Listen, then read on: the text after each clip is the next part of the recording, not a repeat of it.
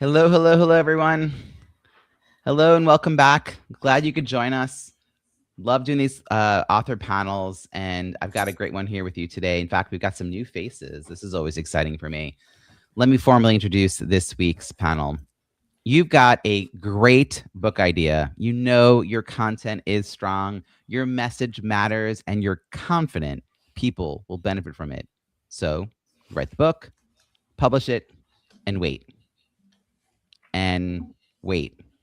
Many entrepreneurial authors fall into the build it and they will come mindset. They believe that if the book is good enough, readers will find it, share it, and create momentum on their behalf. But that's just not how it works. Books do not create visibility on their own. They need a strategy behind them, a plan to reach the right readers, engage your network, and create conversations that lead to opportunities. So before you start writing, it's important to think about how your book will actually get into people's hands and how it will connect back to your business. That's where the Author ROI Lab comes in. It helps entrepreneurs think strategically about their book before they invest months of effort so they can create something that not only gets written, but also drives real results. If you want to make sure your book doesn't sit quietly after it's published, visit booklaunchbrainstorm.com and schedule a complimentary 30-minute brainstorming session. And now it's my pleasure to introduce our guests.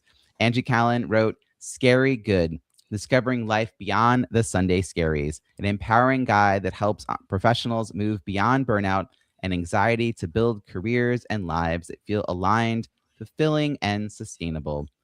Renee Rubin Ross wrote Inclusive Strategic Planning for Nonprofits, a 5-step process to expand energy, alignment, and opportunity, a practical guide that helps nonprofit leaders engage stakeholders, align priorities, and create strategic plans that are both inclusive and actionable. Please join me in welcoming Angie and Renee. Angie, I'm going to kick this off with you. Welcome to the show. Tell us a little bit about who you wrote your book for, who you have in mind as you were writing it.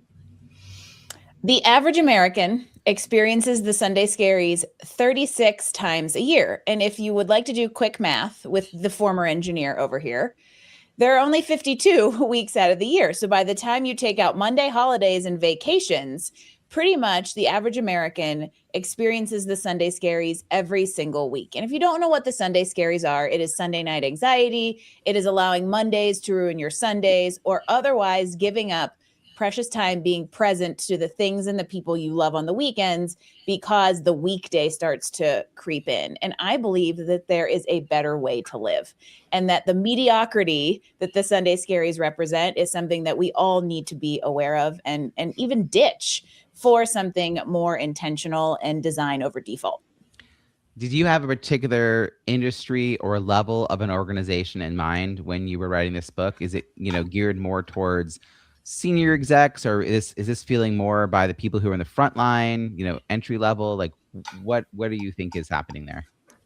It's pretty industry agnostic. However, I think there's a human level of commonality there. And it tends to be that kind of mid-career, mid-aged person that is probably somewhere between 37 and 50. So old millennial, young Gen X, who was likely raised and entered the workforce after going to school and following that traditional career path expectation of you're going to go to school, you're going to do the thing, and you're going to do that thing for your whole career. And the society and the workforce changed shortly after many of us, I am one of the people who falls into that category, entered the workforce, and there's way more possibilities now. And what I'm finding is that humans reach that midpoint and they start going, wait, do I want to do the same thing that I've done for the last 20 years for the next 20 years? And they start questioning things. And that is kind of what the Sunday scaries are flag is this idea of like something is misaligned. I'm going to go find what does align in an intentional way. So interesting, because quarter life crisis was a big deal when I was turning mid-20s. And there was a book on the topic and everyone was talking about it. It was all about having too many possibilities. Here we are 25 years later. Oh my gosh, it's happening again. Hey, Renee, let's bring you into the conversation. Who did you have in mind when you're writing your book? And welcome. Yes, great to be here. Thank you, Robbie.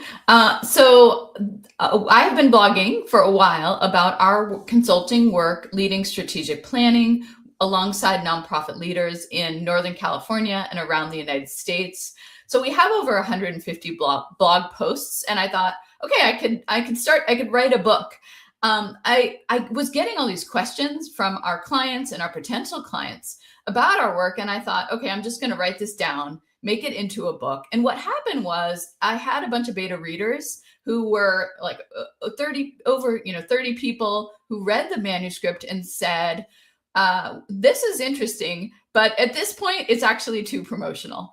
And could you transform this into something that people can use on their own? And I was like, oh, okay, well, that makes sense. I didn't think about it because I was just kind of writing it all down. But yeah, I mean, if this is only going to be for potential clients of the Ross Collective, we're not talking a lot. I'm not going to sell a lot of books.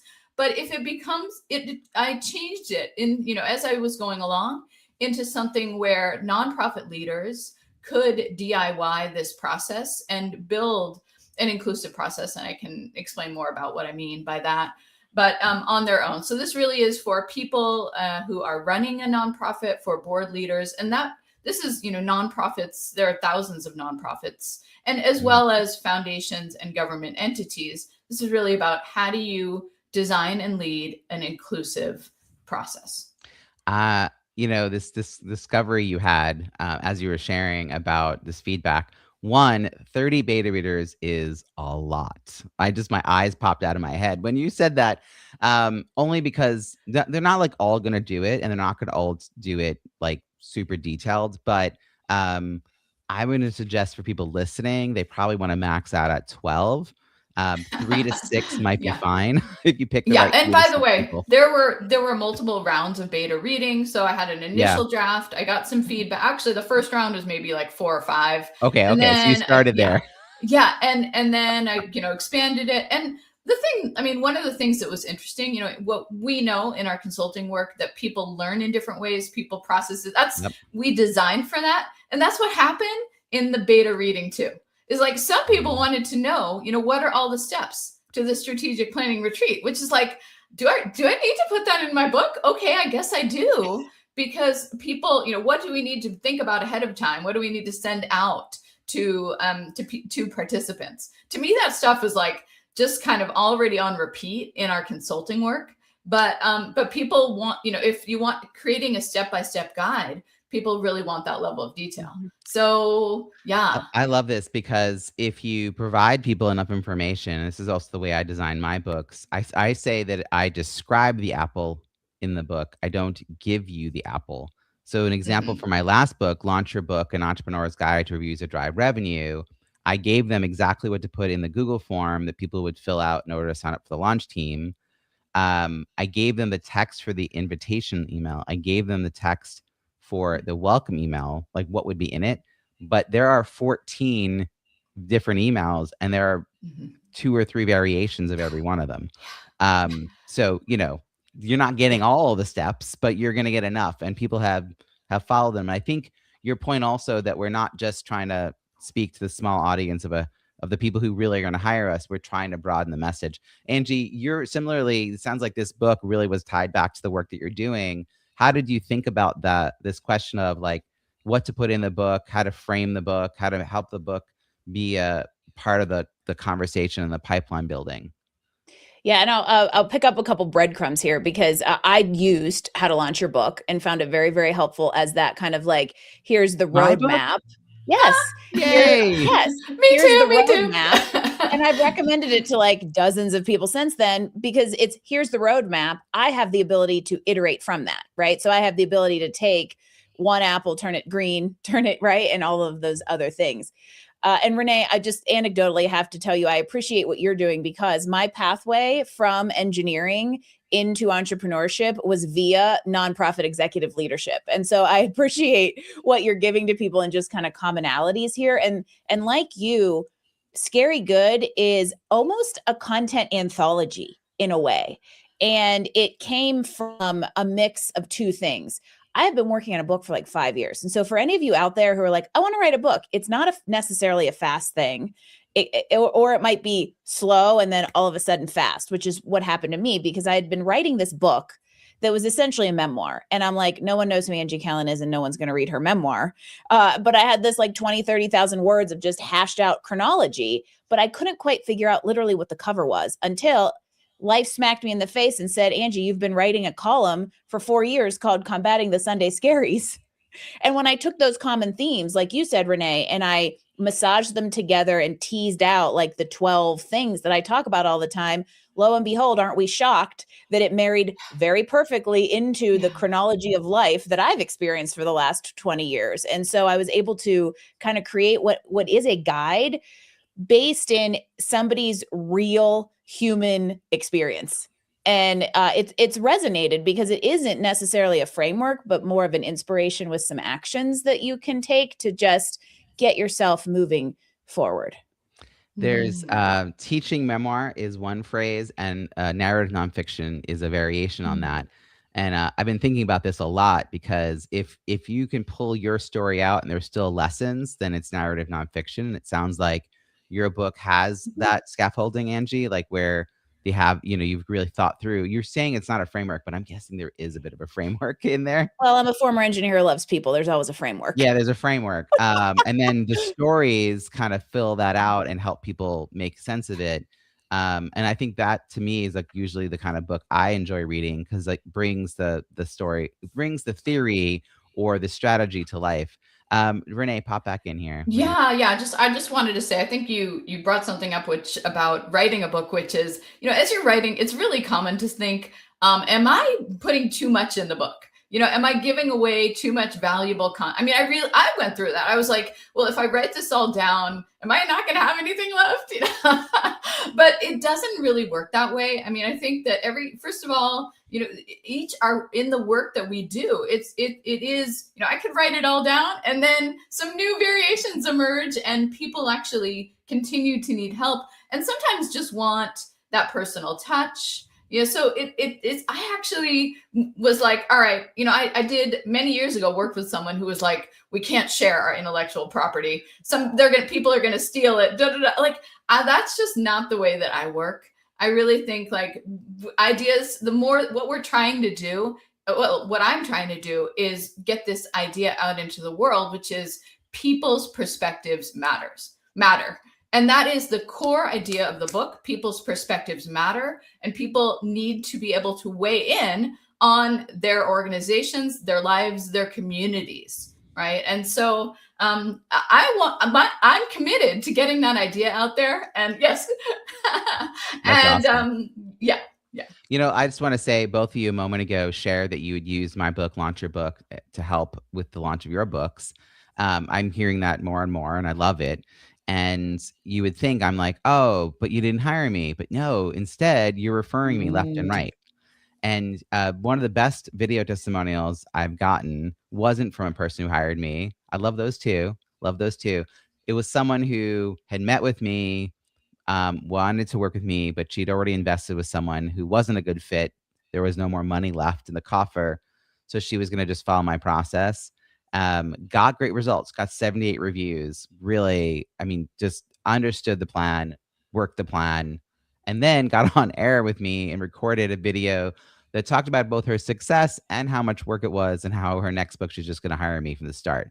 So it's like the best possible testimonial. It's like, Robbie's process works. I was able to follow it on my own, and I'm never going to do that again. I'm going to just have him do it.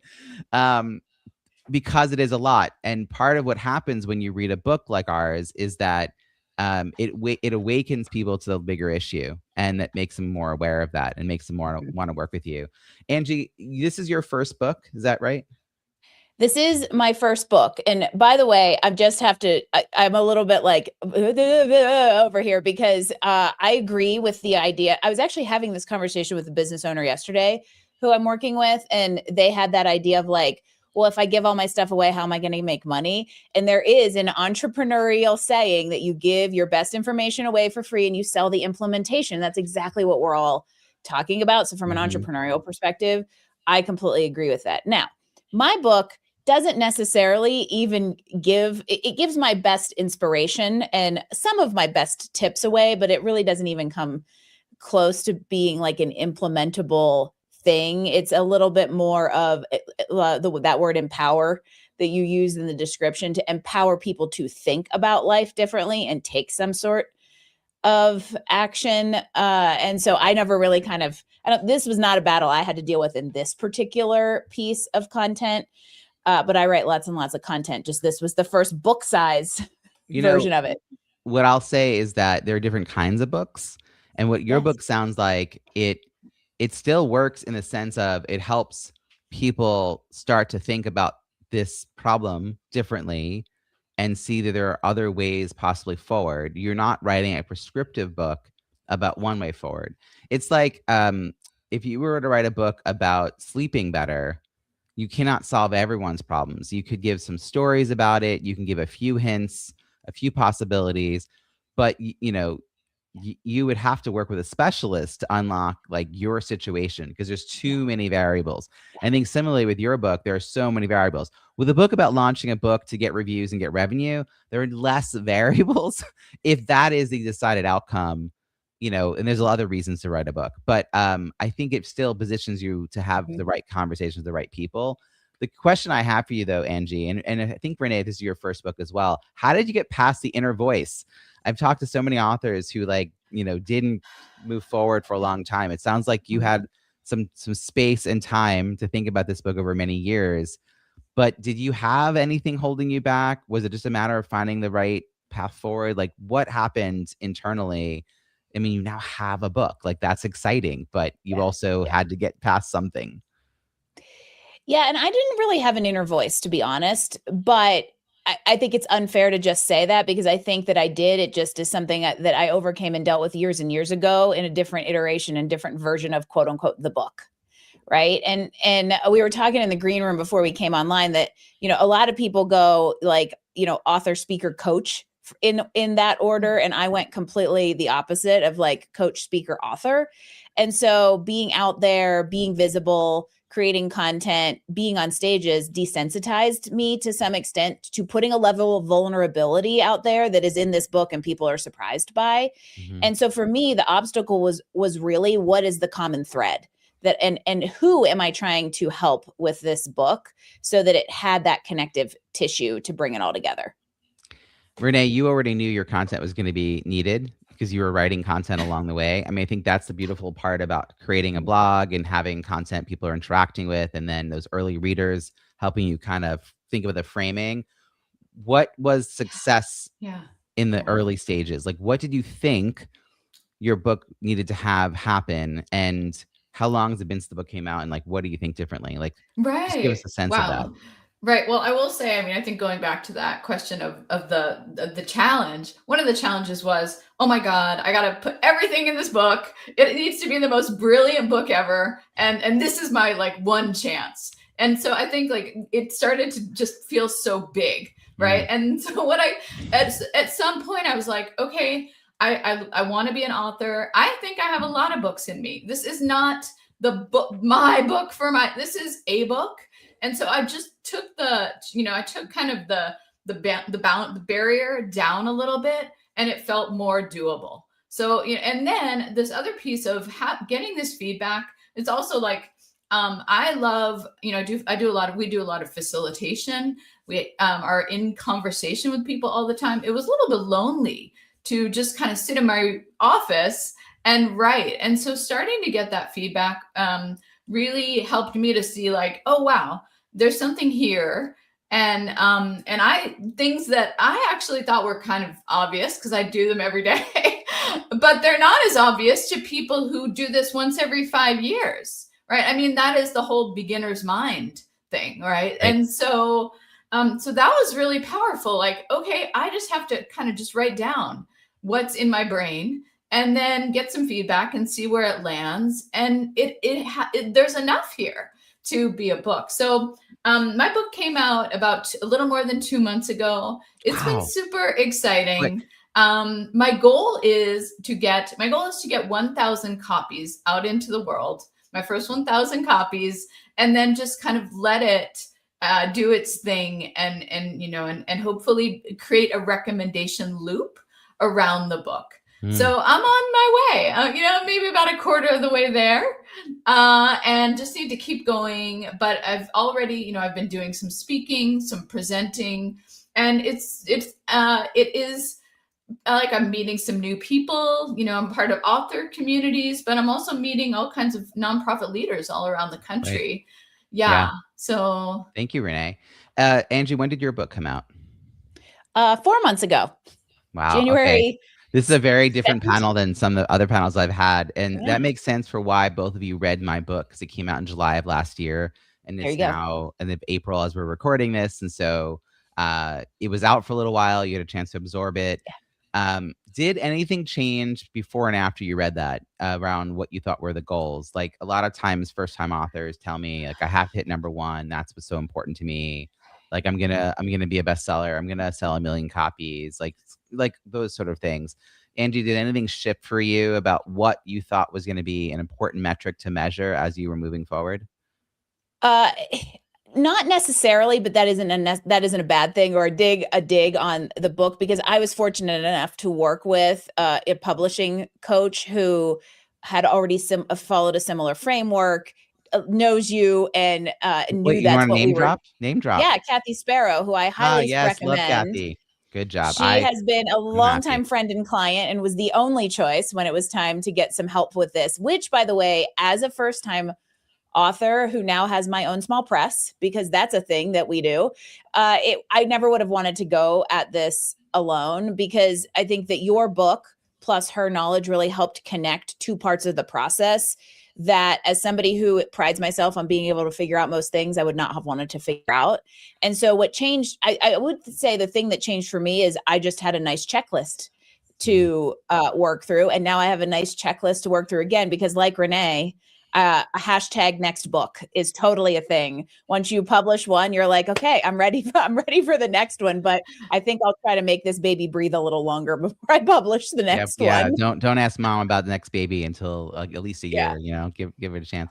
I want to just comment that my goal with that last book, it's my 4th book, was to change the conversation in the industry around what metrics were worth measuring. Strategy over vanity, always. And part of that was the BizBook Pub Hub has this curated directory of people in like publishing, whether it's writing, editing, publishing, launching, marketing, people who help you along that journey, Kathy Sparrow being one of those people. And so when I initially met with all these publishers, they had a bestseller campaign that they either sold themselves or they referred to. And every one of them privately said, I know it's BS, but it's what people want. And I'm like, in what other setting would the client set the strategy, not the expert? Like, why don't we educate them? They're like, oh, it's just really hard to get reviews. I'm like, I understand that, but like, that doesn't mean you don't give them the best chance at it. And so Kathy Sparrow telling you that information as she was working with you makes me really happy, because it's part of the effort that I'm trying to have. Like when Renee is talking about, getting 1,000 copies, for me, it's fundamentally changing the conversations that these hybrid publishers, assisted self-publishers are having with their authors. So you are already kind of coming into the process with a lot more education because of your connection to her. Renee, for you, were you already part of an author community before all this, or is this part of like a new expansion? So I am part of an author community called Write Useful Books. And really love that book and framework. And it is about a lot about creating, getting the beta readers and creating a recommendation loop. However, I know, Robbie, you and I talked a little bit after my book launched, and maybe I could have talked to you before. I am still learning. And I think I was just so excited. And so I really did just, once I got the book, and I was on a little bit of a tight time frame, because I really wanted to get my book out in time for a conference, a facilitator conference that I was going to. And I didn't actually have a hard copy of it, but it was out in the world by that time. But everything it took longer than, that's a learning curve, man. And so in retrospect, perhaps I could have had more patience and just been a little bit slower in my launch and, collected my reviews. But, live and learn. Yeah. Well, listen, your book's been out for 2 months. I'm going to give some metrics here. Your book, Renee, has 34 global ratings. That's the 1 through 5 stars. It's a 4.9 out of 5. It's a great book. And has 30 written reviews. So 30 of the 34 people left you a review, which honestly separates you from a lot of books that are out in the world. A lot of books published with less than 20. I will tell you, I'm not going to name names because I forgot his name, but I kind of want to say his name. But he pitched me a kind of smarmy, like, I should be in your podcast, that ended with like, so when do you want to book a time? Like, it really was that. Yeah, I know. Seriously, it was very over the top, Angie. And he has 2 books, and his overall rating is like 3.8 or something, like on both of his books. Like, it's not a well received book. The people who have 5 stars talk about either knowing him or have a same last name, and it was not a common name. And then the other people were like, you've seen this elsewhere. Maybe it's good for beginners. It's just like, anyways, it's not a new and profound book. And it only had a handful, like not even 10 written reviews. And he's hardcore pitching himself. And I'm like, man, like, like, first of all, write a quality book. Like, both of you took the time to write a book people actually need to hear.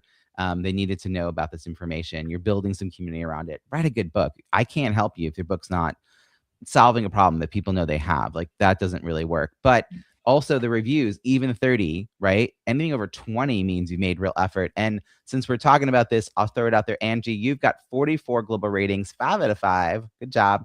And then 40 written reviews. So 40 of the 44 people.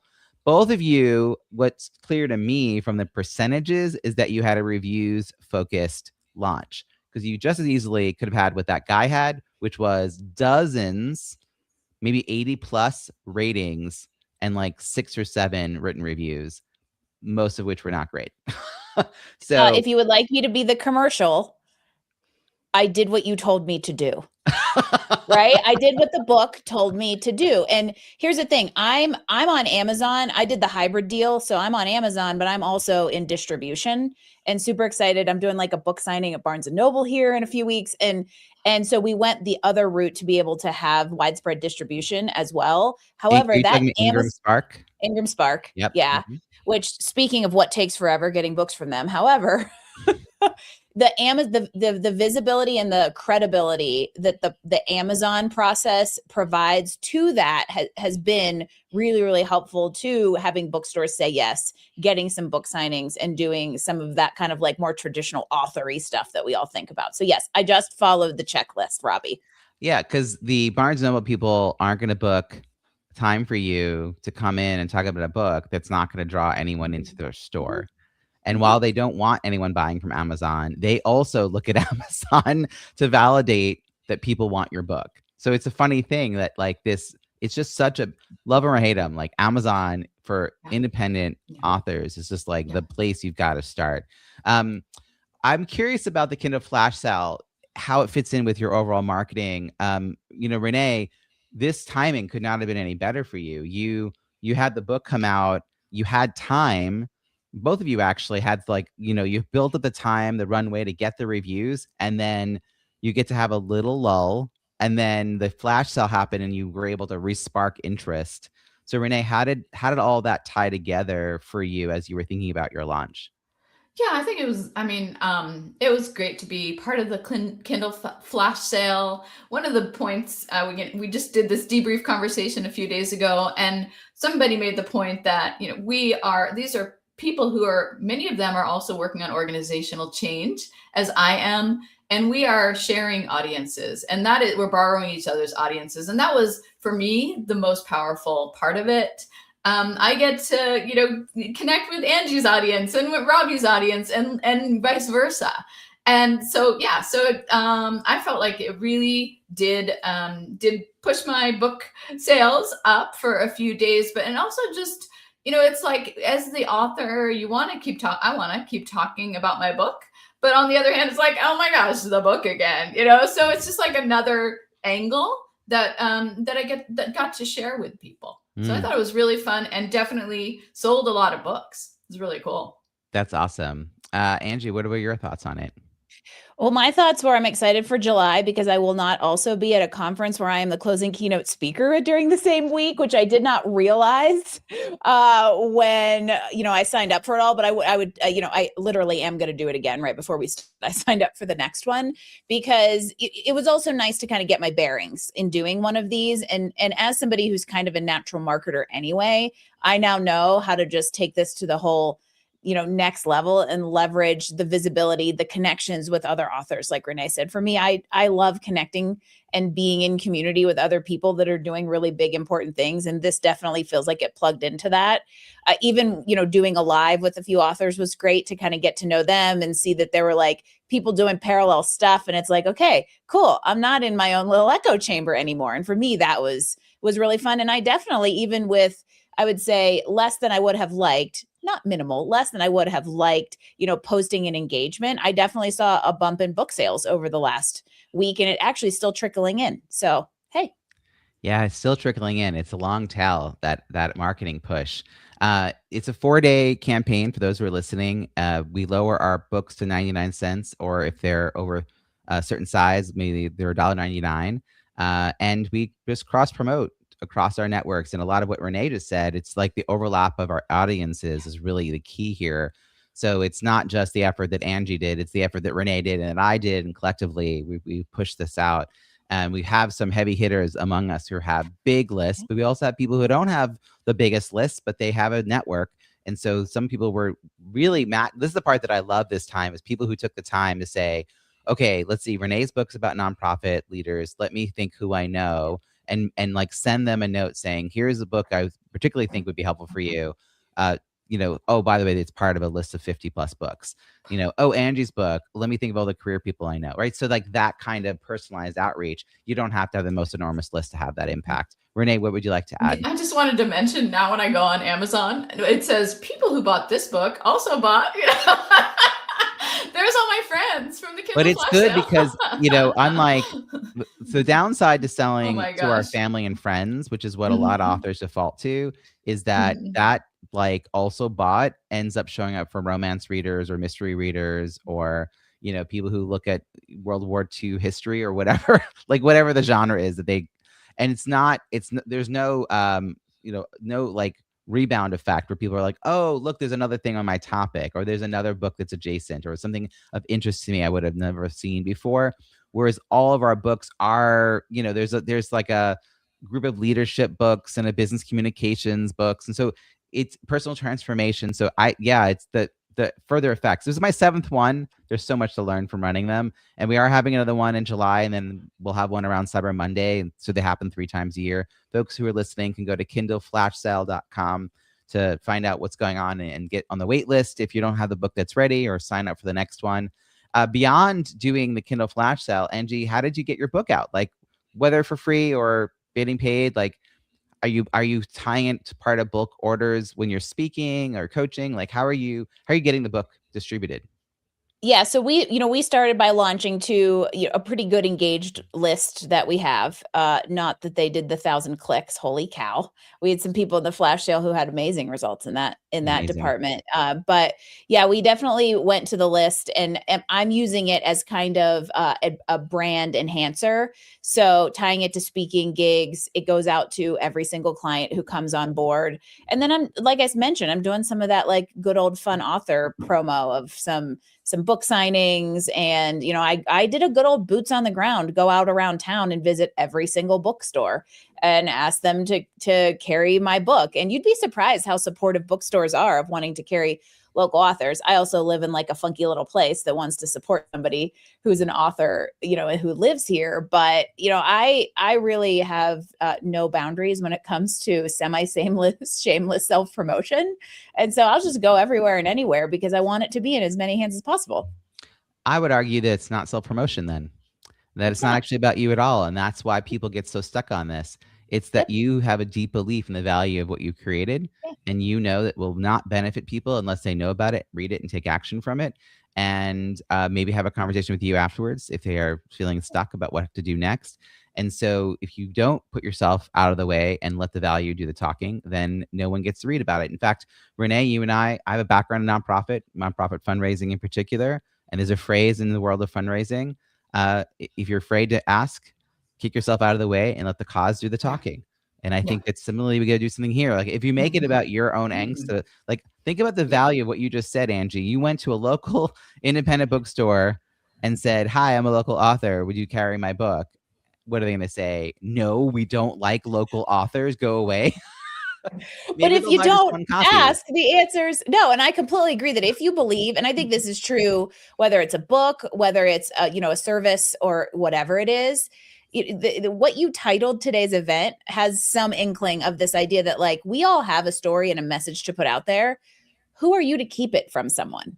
It's almost unfair, right? So that's why I say semi shameless self-promotion, because I actually don't believe that's what it is. It is making sure the resources that people need are available to them. And that's what we do in our books.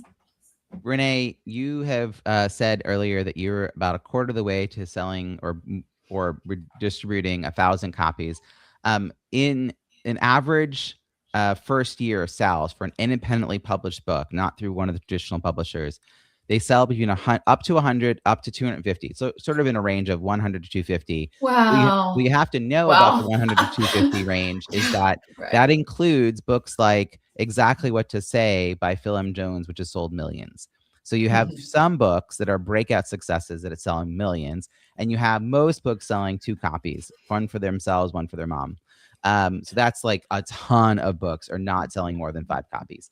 So you selling like about 250 books in the time of 2 months, it's like, great job. So tell me a little bit more about how you've moved copies and beyond individual book sales. Have you managed to think of any bulk order options or connect with associations or membership communities, etc.? Yeah. So some of the things that I've been doing, I've been on a couple of podcasts talking about the book. So there's a lot of, number of podcasts that are, connected with people in the nonprofit sector. So getting on those podcasts and talking about the book. And every time the podcast comes out, I see some books being purchased. So it does seem to be, it works.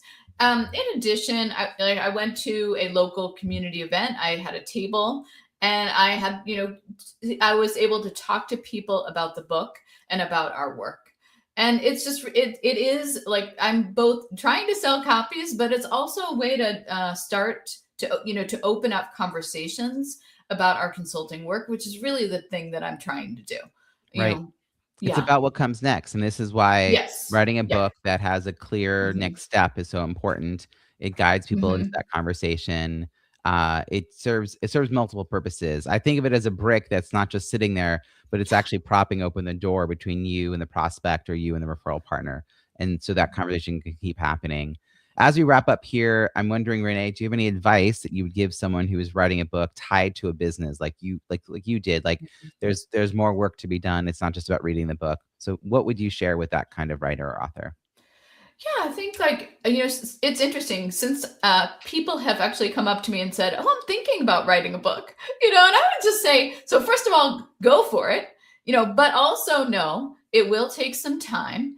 And I think it is important to be strategic about, okay, as people read, it's not just about getting the book out into the world. It's actually about, what happens next. So I talked to someone who has an excellent book and I said to her, well, are you seeing a boost in your business? And she said, well, this isn't really connected to the thing I'm doing. I'm like, wait a minute, why'd you write the book then? It was maybe therapy for her to get this book out there. But I think I knew that this was something that I could keep talking about for another 5 years or 10 years or whatever, because it's a really rich topic. And it really, it's about the work we do, the people we work with, the challenges that are coming up. It's never going to get boring for me.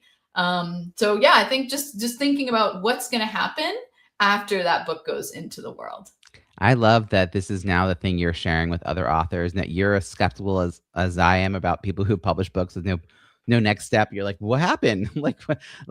It's so much effort to not have it lead somewhere. It's sort of like, oh, really? What happened there?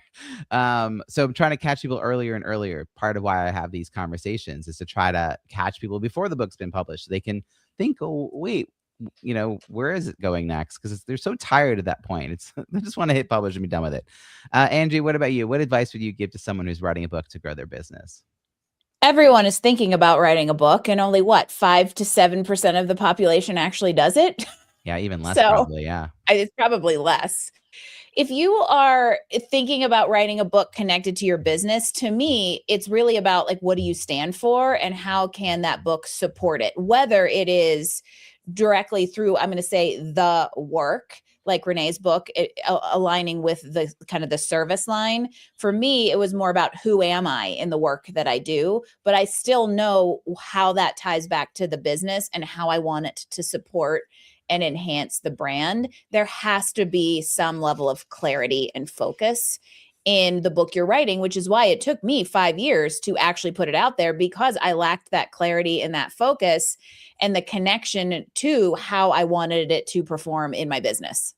I'm glad you took the time though, because like just the outcome is so much better because of it. You know, I think that it's hard. It's hard when you're a first time author to slow down. I talked to someone today who says they met me at an event 2 years ago, and they did all this work on their book, and then they just kind of like they reached a point where they were just so sick of their book, and I was like, oh, it means it's almost done. And she's like, I needed a break, and then I knew I could have published it, but I just needed a break because I remember you saying like it had to have a plan, and I didn't have one, and I was too tired. And so she got caught up in life stuff, and then she was able to come back to it. She actually revamped the book quite a bit because of that space, because of that leaving space, and the conversations she had changed the book. Now she's got a book where beta readers are telling her it's like it's the right book. Now she's able to move forward. It's so hard to take that step back when I've talked to people who've written 30,000 words and then like, this isn't the right book. Like that's a really hard thing to do, but I know that it's a lot to write 30,000 words, but there's so much after. Like no one who's writing for the first time realizes how much there is to do after you say, I have a book and I'm going to publish it. I'm going to market. I love that, Renee, you're like, I'm going to talk about this book for 5 or 10 years. Like that's fantastic. Like I bought this fancy podcast microphone in 2015 and I'm still using it 11 years later. That's the kind of investment I want to have for a book. Like this was an incredibly expensive piece of equipment at a time when I had no money in my business, but it was me saying like, I'm going to be doing this for like the next decade. And here I am over 10 years later. Like that's the kind of forethought you need to have and commitment, because the book is, whatever expense this podcast mic was, the book is like a lot more than that. So I'm just writing it is the easiest part. Oh, it's so hard to admit that because I didn't like the writing part at all, but it is the easiest part. I loved all the stuff that came after, which is probably why I do what I do today, Angie. But yes, it is, as hard as it is the easier of all the things. Like it's a triathlon. You know, there's the swim, there's the biking while stopping wet, and then there's the run. And like the swim is getting the content out of your head into something people can interact with. And then the biking is the publishing, right? All the formatting and design and cover choices and all of those things. You still got to run at the end. And so many of us are only training for one part of that race. We're not going to have a very good experience at the end of that. So that's my other metaphor. There you go. Angie, Renee, how can people find you and follow your work? Angie, let's start with you. How can people find you and connect with you after this call? AngieCallen.com. Fantastic. I'll put all these links, by the way, at bizbookpubhub.com. And how about you? How can people find you, Renee? Right. We are at therosscollective.com. And we have an e-list that goes out every 2 weeks. So subscribe. You know, I'm also going to include links to your LinkedIn, to your books. Make sure people can find your website. All that's going to be at bizbookpubhub.com. You're also going to find all the show notes for the past episodes. We have over 500 shows at this point, so you can go check all that out at bizbookpubhub.com. There's also a curated directory of experts like Kathy Sparrow, like myself, who will help you wherever you are on your author journey, writing, editing, publishing, launching, and marketing. Free virtual networking events, a blog, and the Kindle flash sales. So much good content for entrepreneurial authors. Definitely check it out.